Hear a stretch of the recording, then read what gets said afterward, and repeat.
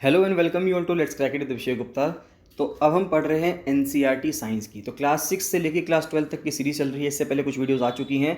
अगर आपने उनको नहीं देखा है और सीधे इस पे आए हैं तो प्लीज़ आप उनको भी देख लीजिएगा। उनका लिंक आपको वीडियो के डिस्क्रिप्शन में मिल जाएगा, जिससे कि आप लाइन से जो एनसीईआरटी की किताबें हैं साइंस की सभी कवर कर लें।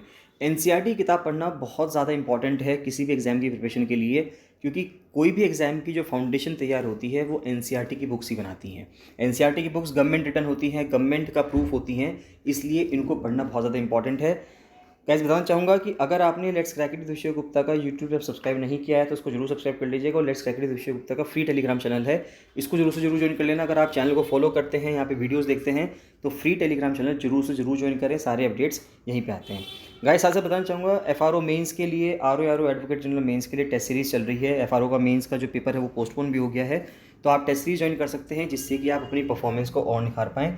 साथ साथ आरओ सचिवालय के लिए जो वैकेंसी आने वाली है उसके लिए भी कंप्लीट प्रिपरेशन बैच चल रहा है, तो आप उसको ज्वाइन कर सकते हैं।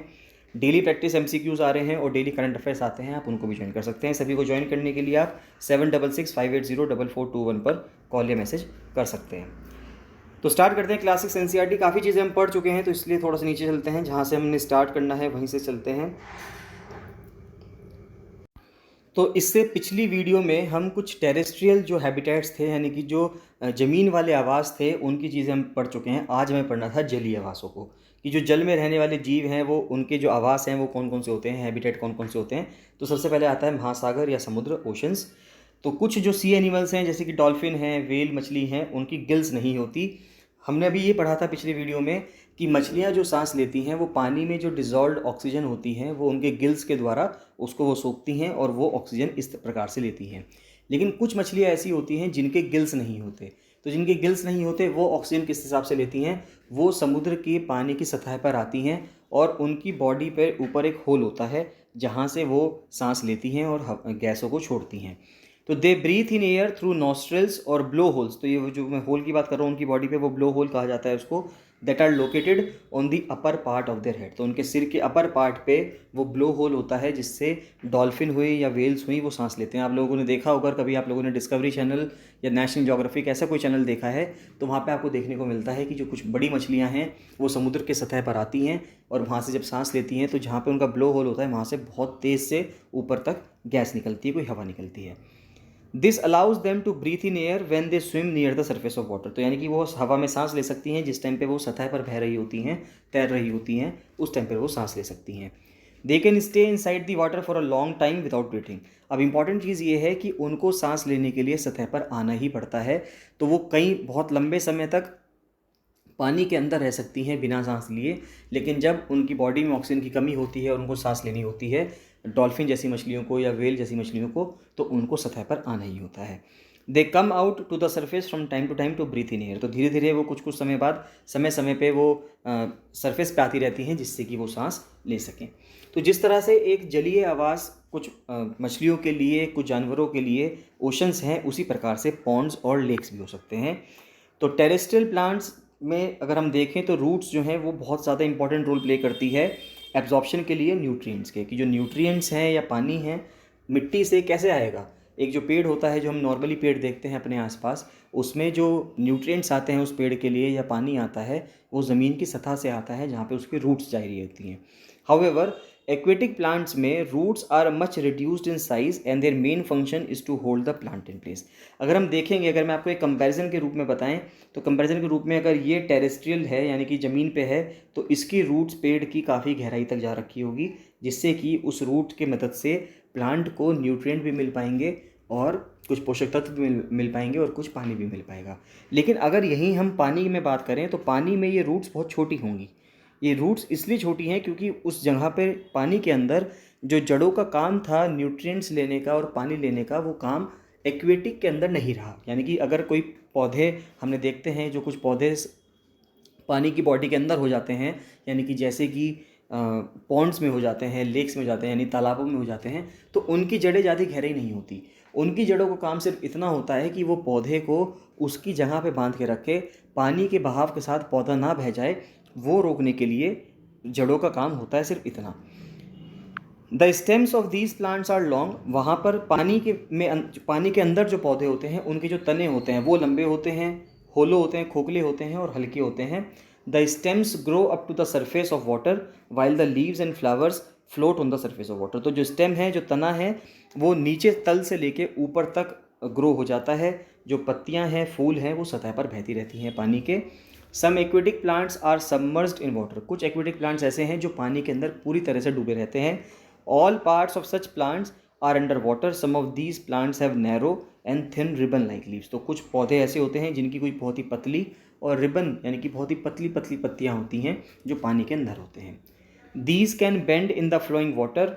इन some submerged plants leaves are often highly divided through which the water can easily flow without damaging them. तो यानी कि जो पत्तियाँ होती हैं, जो पूरा का पूरा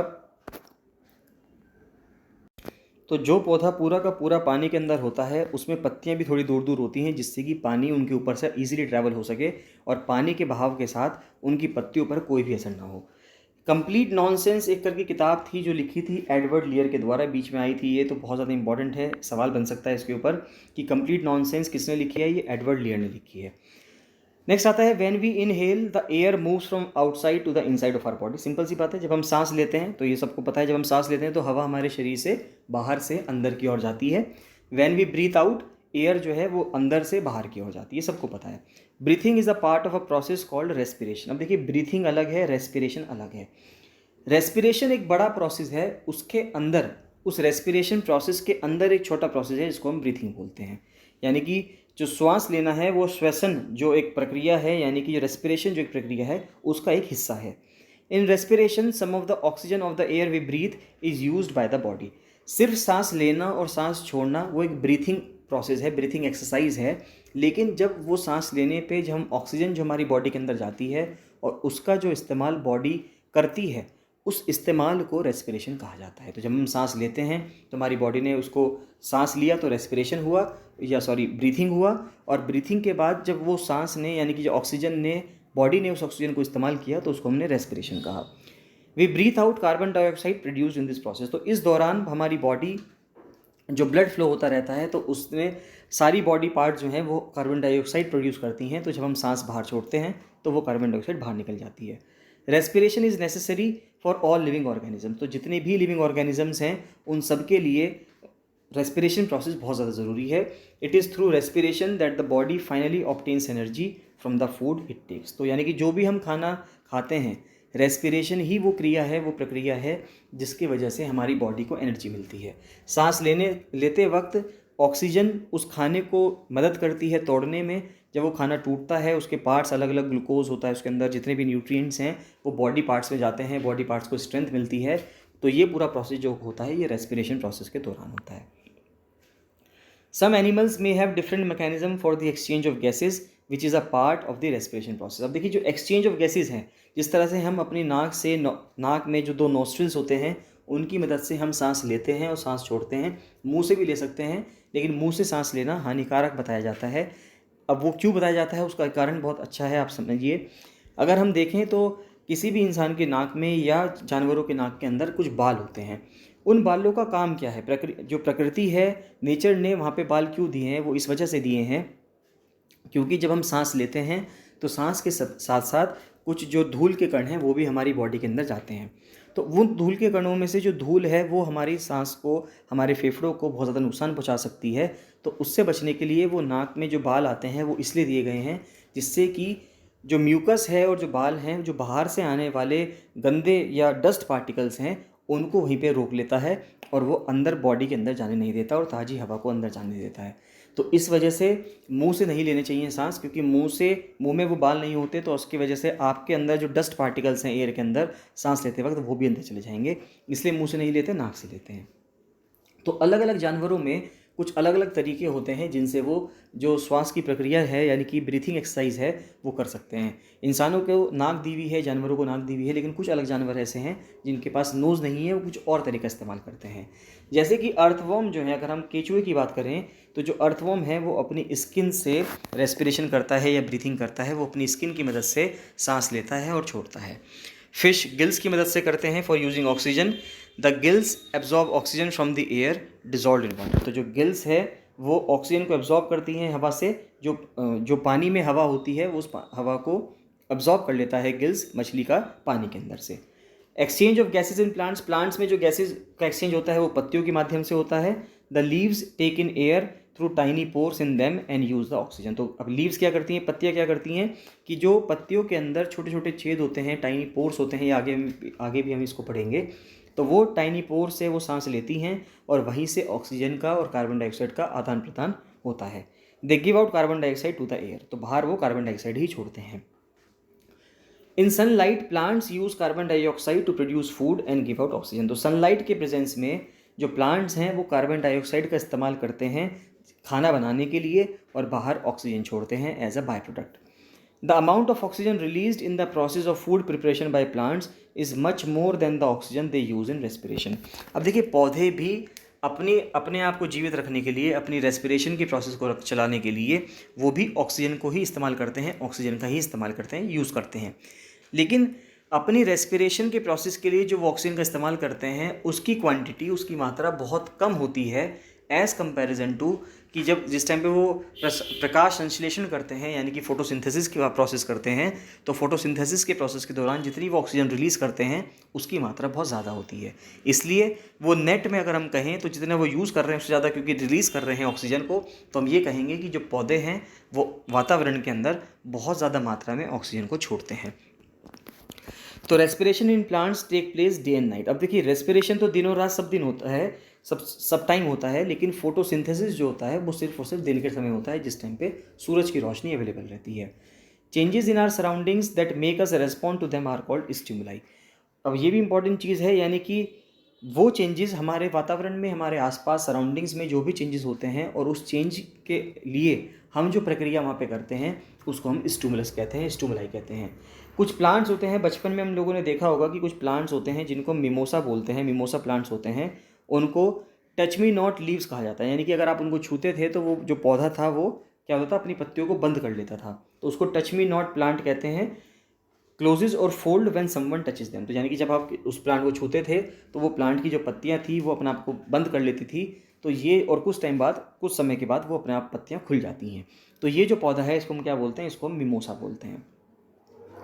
नेक्स्ट जो प्रक्रिया आती है वो आती है लिविंग ऑर्गेनिजम्स की और एक्सक्रीशन की, क्योंकि सभी लिविंग ऑर्गेनिजम्स अपने आप को जीवित रखने के लिए किसी न किसी तरह के भोजन का इस्तेमाल करते हैं, उसको खाते हैं, लेकिन उसको खाने के बाद उसको एक्सक्रीशन भी करना होता है, यानी कि उसका जो बॉडी के अंदर आने के बाद जो वेस्ट प्रोडक्ट बना, उस वेस्ट प्रोडक्ट को बाहर भी निकालना होता है बॉडी से, नहीं तो वो बॉडी के अंदर बीमारी पैदा कर सकता है।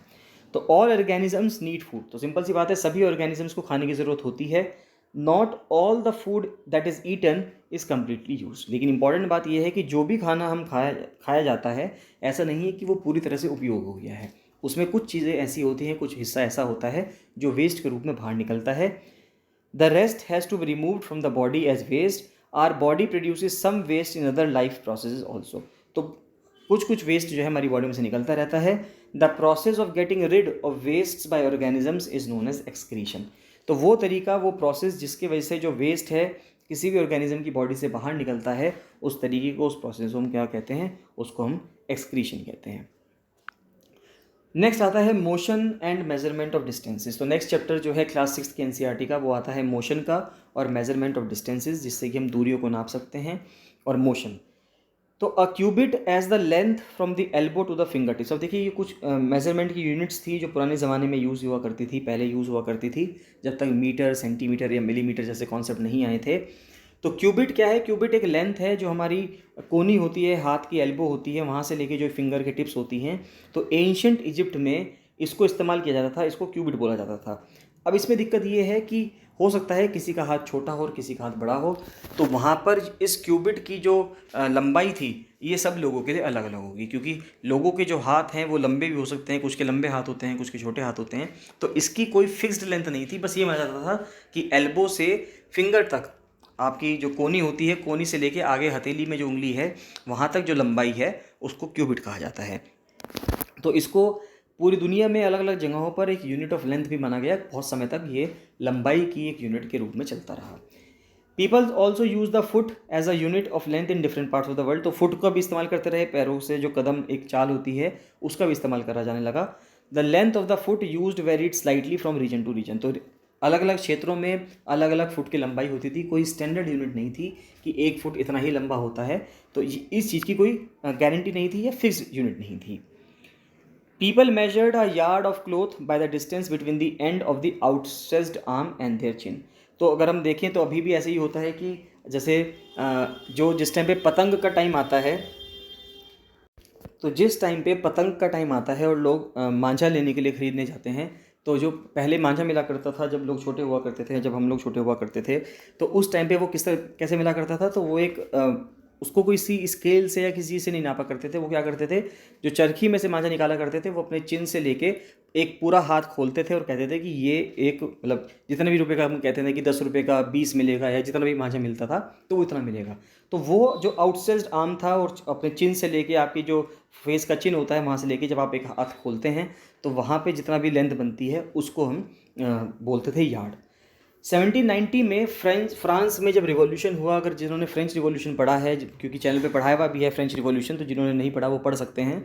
तो फ्रेंच रिवॉल्यूशन के दौरान फ्रांस में जब रिवॉल्यूशन हुआ तो उस टाइम पे स्टैंडर्ड वेट और मेजरमेंट की यूनिट्स डिफाइन की गई, जिस टाइम पे नेपोलियन बोनापार्ट ने वहाँ पे लीडरशिप संभाली थी। तो 1790 में फ्रेंच ने क्रिएट किया एक standard unit of measurement called the matric system. तो उस टाइम पे मैट्रिक सिस्टम डेवलप किया गया। For the sake of uniformity scientists all over the world have accepted a set of standard units of measurement. तो जिससे कि पूरे विश्व में एक यूनिफॉर्मिटी बनी रहे, तो इसलिए साइंटिस्ट्स ने पूरी दुनिया में एक standard unit of measurement accept किया है, जिससे कि पूरी दुनिया के अंदर एक यूनिफॉर्मिटी बनी रहे। अगर भारत में 1 मीटर 100 सेंटीमीटर का है, तो यूरोप के किसी भी आप देश में जाएंगे वहाँ पे भी 1 मीटर 100 सेंटीमीटर का ही होगा। The system of units now used is known as the international system of units, जिसको एसआई यूनिट्स भी कहा जाता है, यानी कि सिस्टम इंटरनेशनल। तो यानी कि इंटरनेशनल सिस्टम यानी कि अंतर्राष्ट्रीय सिस्टम हो गया है यूनिट्स का, जिसको पूरे विश्व में इस्तेमाल किया जाता है। आज के टाइम पे लंबाई की जो एसआई यूनिट है वो मीटर है। 1 मीटर के अंदर 100 सेंटीमीटर होते हैं और 1 सेंटीमीटर में 10 मिलीमीटर होते हैं। तो ये पूरे विश्व में यही प्रक्रिया चल रही है। हर मीटर को डिवाइड किया गया है 100 पार्ट्स में, जिसको सेंटीमीटर कहा जाता है, और हर सेंटीमीटर को डिवाइड किया गया है 10 इक्वल पार्ट में, जिसको मिलीमीटर कहा जाता है। तो 1 मीटर 100 सेंटीमीटर और 1 सेंटीमीटर 10 मिलीमीटर, ये आप लोगों को पता होगा। लंबाई की जो लार्जर यूनिट है उसको हम किलोमीटर कहते हैं। भारत में जो हम यूज़ करते हैं ज़्यादातर वो किलोमीटर यूज़ किया जाता है। अगर आप यूरोप में जाएंगे या वेस्टर्न कंट्रीज़ में जाएंगे, यूएसए के जाएंगे, तो वहाँ पे ज़्यादातर वो माइल का इस्तेमाल करते हैं। 1 माइल, 1 माइल जो है वो 1 किलोमीटर से लंबा होता है, वो अराउंड 1.656 किलोमीटर लंबा होता है। नेक्स्ट आता है इन सम केसेस या when objects move along a straight line then this type of motion is called rectilinear motion. अब देखिए, अगर कोई चीज़, कोई ऑब्जेक्ट सीधी रेखा में चल रहा है, सीधी रेखा में चल रहा है, दौड़ रहा है, तो उसको हम रेक्टिलिनियर मोशन कहते हैं कि वो बिल्कुल सीधी लाइन में चल रहा है। In some cases an object repeats its motion after some time, उसको हम पीरियोडिक मोशन कहते हैं। मान लेते कोई मोशन अगर रिपीट कर रहा है, मान लेते एक पेंडुलम है और उसको हमने इस तरह से अगर लटका दिया और वो अपना मोशन को रिपीट कर रहा है, तो उसको हम पीरियोडिक मोशन कहते हैं। तो पेंडुलम अगर हम देखें, घड़ी का जो पेंडुलम होता है, जो घड़ी में एक लटकता होता पेंडुलम होता है जो हिलता रहता है, उसको हम एक बहुत ही अच्छा एग्जाम्पल मान सकते हैं कि वो पीरियोडिक मोशन का एक एग्जाम्पल है। उसके बाद सर्कुलर मोशन की अगर हम बात करें, तो सर्कुलर मोशन में an object moves with that it's distance from a fixed point remains the same. तो सर्कुलर मोशन की अगर मैं बात करूं, तो सर्कुलर मोशन में आप देख सकते हैं कि ये एक सर्कल है, अगर प्रॉपर सर्कल है, बीच में इसका सेंटर होगा, तो आप इस सर्कल पर कहीं पे भी हों, इस सेंटर से सबकी दूरी समान होगी, क्योंकि हमने पढ़ा है सर्कल के अंदर कि रेडियस इक्वल लेंथ का होता है। तो आप इस सर्कल में कहीं पे भी होंगे तो सभी रेडियस जो होंगी वो इक्वल होगी। यानी सर्कल की अगर परिधि पे आप कहीं पे भी हैं, सर्कमफेरेंस पे कहीं पे भी आप हैं, तो वो अपने आप में सेंटर से रेडियस जितनी दूरी पर होगा। तो सर्कुलर मोशन में हमेशा ऐसा होता है कि अगर एक जो फिक्स्ड पॉइंट है, यानी कि रेडियस जो है या सेंटर जो है सर्कल का, वहाँ से ऑब्जेक्ट हमेशा फिक्स्ड डिस्टेंस पे रहता है। नेक्स्ट आता है लाइट, शेडोज़ एंड रिफ्लेक्शंस, कि किस तरह से लाइट पड़ती है, शेडो पड़ती है, रिफ्लेक्शंस पड़ती हैं। अगर हम उनको देखें तो ऑब्जेक्ट्स जैसे कि सूरज हो गया, वो लाइट एमिट करते हैं और उनको ल्यूमिनस ऑब्जेक्ट्स कहा जाता है। यानी कि वो ऑब्जेक्ट्स जो खुद की रोशनी ला सकते हैं, खुद की रोशनी छोड़ सकते हैं प्रकृति के रूप में, उनको ल्यूमिनस ऑब्जेक्ट्स कहते हैं। हालांकि बल्ब वगैरह को भी ल्यूमिनस ऑब्जेक्ट्स बोलते हैं, क्योंकि वो भी, बल्ब हुआ, ट्यूबलाइट हुआ, क्योंकि वो भी लाइट छोड़ते हैं, तो उनको भी ल्यूमिनस ऑब्जेक्ट्स कहा जाता है। उसके बाद कुछ ऑब्जेक्ट्स होते हैं जिनको ट्रांसपेरेंट ऑब्जेक्ट कहा जाता है, यानी कि वो पारदर्शी हैं, फिर ओपेक है, अपारदर्शी हैं, और ट्रांसलूसेंट हैं, यानी कि पारभासी वस्तुएं हैं। तो अब ये क्या क्या चीज़ है, इनको समझना बहुत ज़रूरी है। आगे आने वाले एग्जाम्स में इन सबसे सवाल बनते हैं। तो अब देखिए, अगर हम किसी चीज़ के आर पार नहीं देख पा रहे तो वो चीज़ों को हम ओपेक कहते हैं कि ये ओपेक है, अपारदर्शी है, हम उसके आर पार बिल्कुल भी नहीं देख सकते। जिसके हम आर पार बिल्कुल साफ साफ देख सकते हैं उसको हम ट्रांसपेरेंट बोलते हैं कि बिल्कुल ट्रांसपेरेंट है, हम उसके बाहर देख सकते हैं। जैसे कि गाड़ी का शीशा अगर देखें तो गाड़ी का जो शीशा होता है वो बिल्कुल पारदर्शी होता है कि बाहर क्या है आप आराम से उसमें देख सकते हैं। लेकिन अगर आप अपने कमरे में खड़े हैं और कमरे का जो दरवाज़ा है, अगर आप उस दरवाजे के बाहर की तरफ देखना चाहें कि उस दरवाजे के बाहर क्या है बिना दरवाज़ा खोले, तो आप नहीं देख पाएंगे कि वो दरवाज़ा, अगर लकड़ी का दरवाज़ा है बेसिकली, अगर लकड़ी का दरवाज़ा है तो बाहर क्या है उसके आप नहीं देख पाएंगे जब तक आप वो दरवाज़ा नहीं खोलेंगे। तो वो दरवाज़ा अपने आप में कैसा हुआ, वो दरवाज़ा अपने आप के अंदर एक ओपेक ऑब्जेक्ट हो गया, जो ऐसा हुआ जो लाइट को बाहर की तरफ पास होने नहीं दे रहा। उसके बाद कुछ ऑब्जेक्ट्स ऐसे होते हैं जो ट्रांसल्यूसेंट होते हैं। वो कुछ ऑब्जेक्ट्स ऐसे होते हैं जो ना तो पूरे पारदर्शी होते ना ही पूरे अपारदर्शी होते, वहाँ से आपको कुछ हल्का हल्का धुंधला धुंधला दिख सकता है। तो if we can not see through an object at all it is an opaque object. अगर हम किसी ऑब्जेक्ट के आर पार बिल्कुल भी नहीं देख पा रहे तो उसको हम ओपेक ऑब्जेक्ट बोलते हैं। If you are able to see clearly through an object it is allowing light to pass through and it is transparent.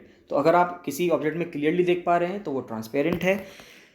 There are some objects which we can see but not very clearly. और कुछ चीज़ें ऐसी हैं जिनसे आप एक दूसरे के पार तो देख सकते हैं लेकिन बहुत ज़्यादा क्लियरली नहीं देख सकते, तो उसको हम क्या बोलते हैं, उसको हम ट्रांसलूसेंट बोलते हैं। Pin hole camera can be used with simple materials and can be used to image the sun and brightly lit objects. अब देखिए, पिन होल कैमरा होता है तो उस पिन होल कैमरे की मदद से जो बहुत ज़्यादा तेज़ रोशनी वाली जो चीज़ें होती हैं, क्योंकि सूरज की तरफ डायरेक्ट आंखों से नहीं दिखना चाहिए, उससे आंखें जो हैं आपकी ख़राब हो जाएंगी, आंखों की जो रोशनी है वो ख़राब हो जाएगी। तो अगर आप सूरज को देखना है तो आप कैसे देख पाएंगे, या तो आपके पास कुछ टेलीस्कोप होना चाहिए जिससे आप देख सकते थे। अगर आपके पास वो नहीं है तो आप किससे देख सकते हैं, घर में एक ईजिली पिन होल कैमरा बनाया जा सकता है जिसकी मदद से आप सूरज जैसी चीज़ों को या उन चीज़ों को जो बहुत ज़्यादा ब्राइट चीज़ें होती हैं उनको भी देख सकते हैं। Light travels in straight line, ये सबको पता है कि जो लाइट है, जो रोशनी होती है वो सीधी रेखा में ट्रैवल करती है। Mirror reflection gives us clear images, और जो शीशे की जो रिफ्लेक्शन है वो हमें बिल्कुल क्लियर इमेजेस प्रोवाइड करती है। नेक्स्ट आता है इलेक्ट्रिसिटी एंड सर्किट्स। देखिए, इलेक्ट्रिसिटी एंड सर्किट्स से नेक्स्ट वीडियो में कवर कर लेंगे और उसके बाद ही अगला वाला चैप्टर जो है कंप्लीट हो जाएगा, और उसके बाद फिर हम क्लास 7th की जो NCERT है फिर उस पर जाएंगे। इसमें आपको कोई भी डाउट आता है, कोई भी आपका सजेशन है तो आप मुझे कमेंट सेक्शन में कमेंट करके जरूर बताइएगा। बाकी आपको वीडियोस कैसी लग रही हैं जरूर बताइएगा, वीडियो को लाइक एंड शेयर जरूर कर दीजिएगा और चैनल को सब्सक्राइब भी कर लीजिएगा अगर आपने चैनल सब्सक्राइब नहीं किया है तो। चलिए मिलते हैं बाकी नेक्स्ट वीडियो में। So thank you and bye bye.